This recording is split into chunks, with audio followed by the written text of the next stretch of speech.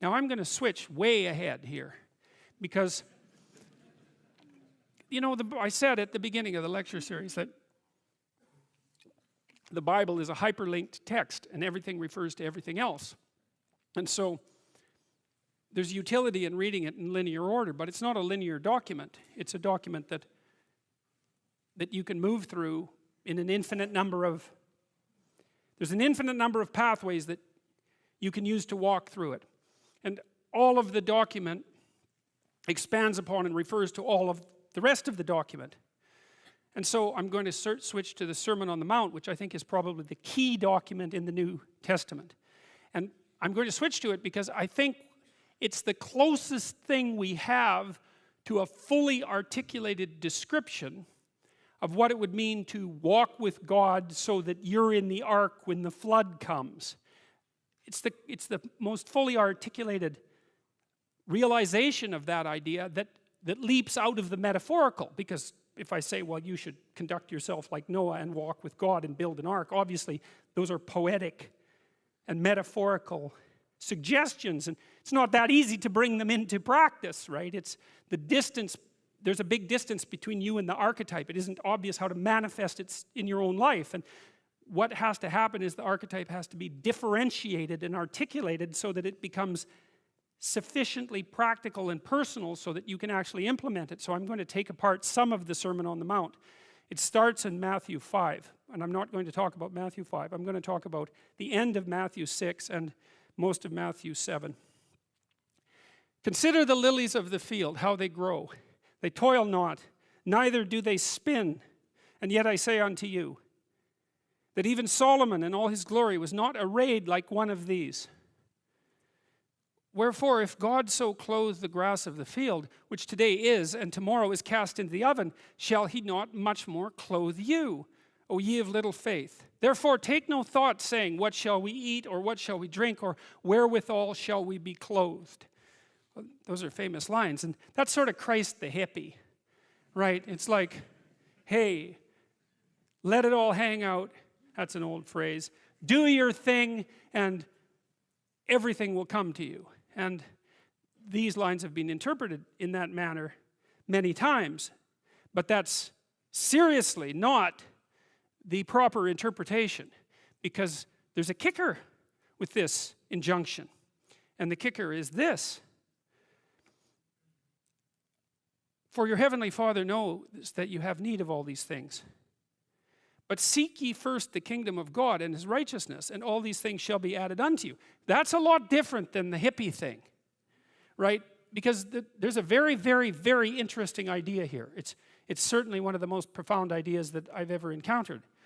And the idea is this, is that if you configure your life so that what you are genuinely doing is aiming at the highest possible good, then the things that you need to survive and to thrive on a day-to-day basis will deliver themselves to you.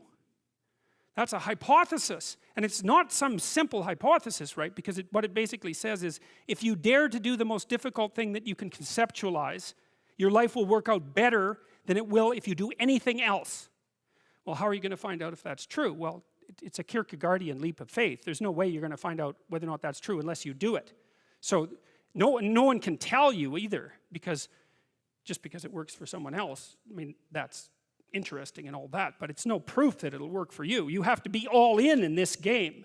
And so the idea is, seek ye first the kingdom of God and his righteousness. It's like, that's actually a fairly important caution when you're talking about not having to pay attention to what you're going to eat or what you're going to wear. It's like, what it's essentially saying is that those problems are trivial in comparison.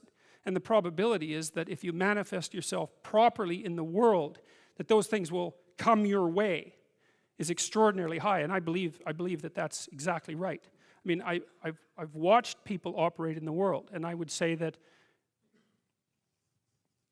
there is no more effective way of operating in the world than to conceptualize the highest good that you can and then strive to attain it.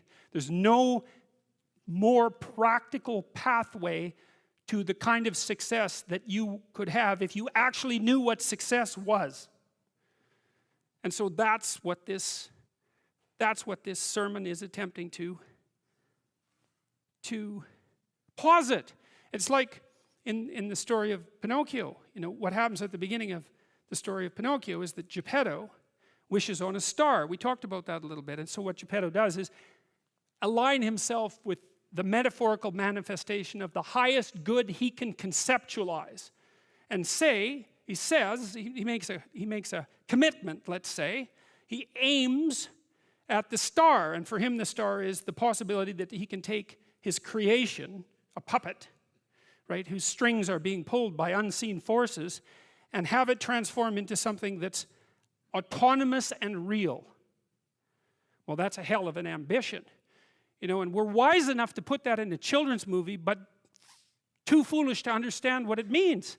It's such an interesting juxtaposition that we can both know that and not know it at the same time. You can go to the movie, you can watch it, and it makes sense, but that doesn't mean that you can go home and think, well, I know what that meant.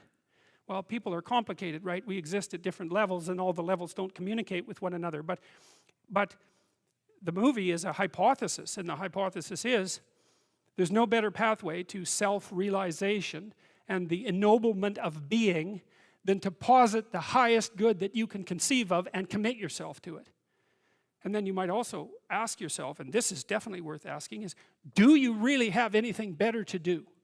And if you don't, well, why would you do anything else? Therefore, take no thought for the morrow shall take thought for the things of itself. Sufficient unto the day is the evil thereof.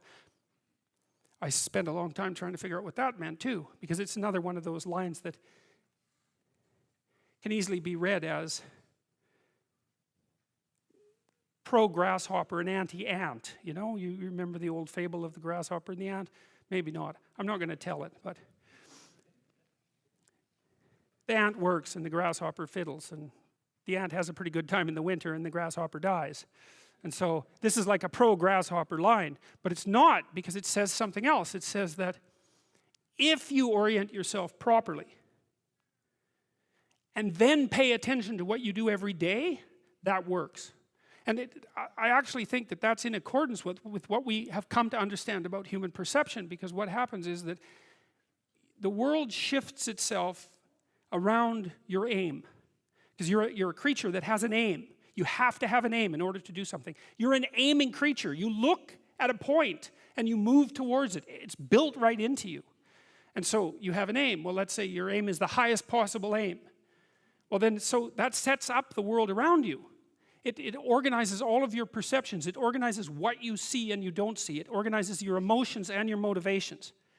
So you organize yourself around that aim, and then what happens is the day manifests itself as a set of challenges and problems, and if you solve them properly, then you stay on the pathway towards that aim, and you can concentrate on the day, and so that way you get to have your cake and eat it too, because you can point into the distance, the far distance, and you can live in the day.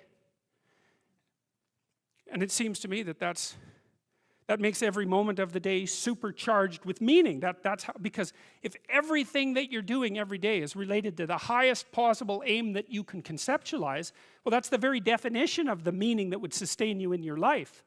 Well, and then the issue is, well, back to Noah.